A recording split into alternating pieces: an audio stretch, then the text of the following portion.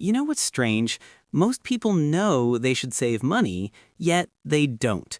It's not because they're lazy or because they don't earn enough. It's because something deeper, hidden in their psychology, keeps pulling them towards spending. And the more they try to force saving with willpower, the harder it feels. Had you ever told yourself, this month I'll finally start saving, only to end up back where you started, wondering, where did all my money go? You're not alone. In fact, over 60% of adults admit they struggle to save consistently even when they know exactly what they should do.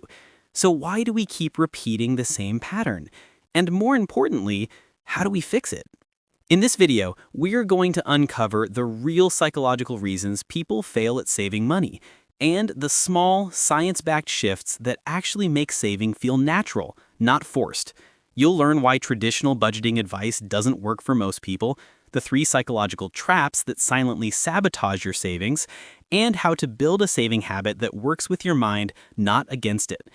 Let's start with the truth that most people overlook. The first reason people fail at saving money is something psychologists call present bias.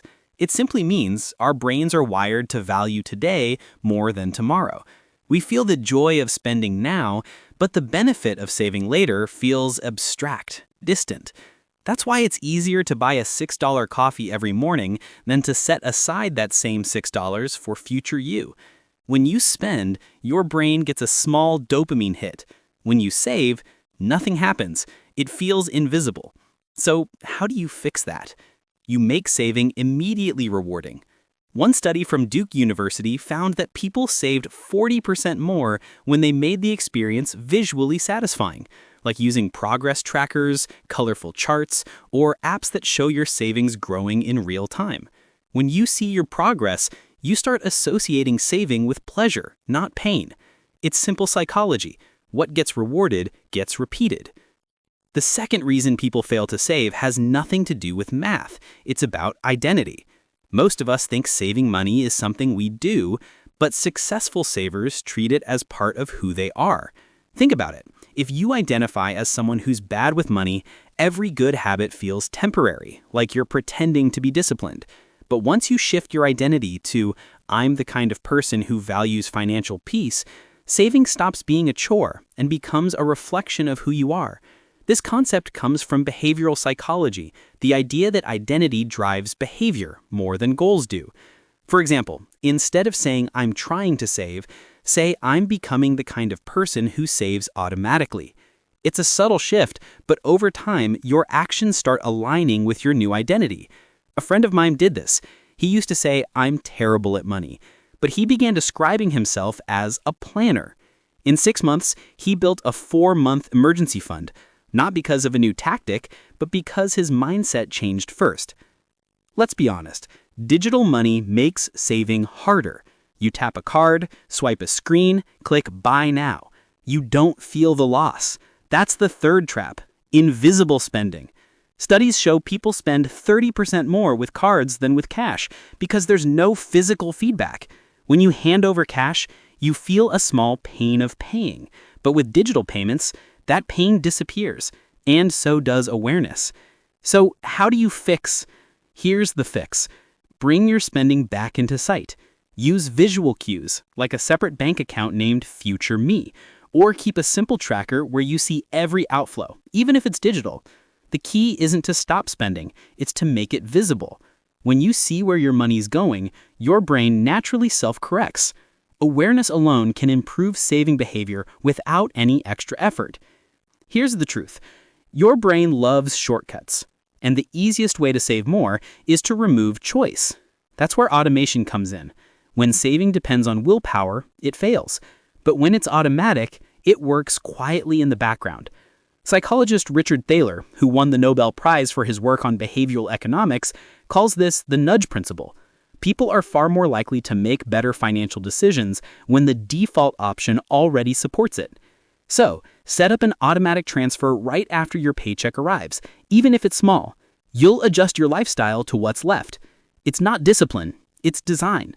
And the best part is, you only need to decide once. This one is personal for me. I used to see saving as missing out. Like every time I skipped a dinner out, I was denying myself life. But then I realized, saving isn't about restriction. It's about freedom. It's the freedom to say no to a toxic job, the freedom to take a break when you need one, the freedom to choose your future instead of being trapped by debt. When you reframe saving as buying your freedom, everything changes. A Harvard study on motivation found that people who connect money goals to personal values, like independence, family, or security, save almost twice as much as those who just focus on numbers. So next time you transfer money to savings, don't think, I'm losing $100. Think, I'm buying peace of mind. Now, a quick warning, these methods work, but only if you avoid 3 common mistakes. Mistake number 1, trying to be perfect. If you expect to save flawlessly every month, you'll quit the first time you fall behind. Progress is better than perfection. Mistake number 2, ignoring emotional triggers. Many people spend impulsively when they're bored, stressed, or tired. If you don't recognize those triggers, no system will save you. Start noticing patterns. What mood leads you to spend? Mistake number 3, comparing your pace. Someone else's savings journey isn't yours. Your progress may be slower, but consistency beats intensity every time. Remember, saving is not a race. It's a relationship with your future self. Let's recap. Most people fail at saving not because they lack income, but because they misunderstand their own psychology. So here's what actually works. Make saving rewarding. Give your brain instant feedback. Adopt a saver identity. See yourself as someone who values financial peace. Make money visible. Track your spending consciously. Automate your savings. Remove choice. Add consistency. Reframe saving as freedom. Connect it to your values. Each step isn't about forcing discipline. It's about aligning your mind with your goals. Here's the thing. Saving money isn't about becoming rich overnight. It's about building a life that feels safe, stable, and free. You don't need to change who you are. You just need to understand how your mind works and design your habits around it. Start small. Maybe it's $5 today. Maybe it's just opening a saving tracker. Because once you take that first step, you begin proving something powerful to yourself, that you can be the kind of person who saves, grows, and builds freedom one decision at a time.